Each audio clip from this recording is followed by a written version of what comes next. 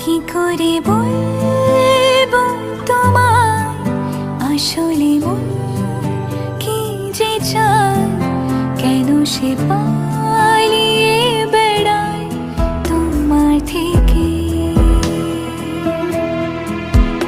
তুমি জানতে পারোনি কত গল্প পড়ে যায়, তুমি চিনতে পারোনি আমাকে।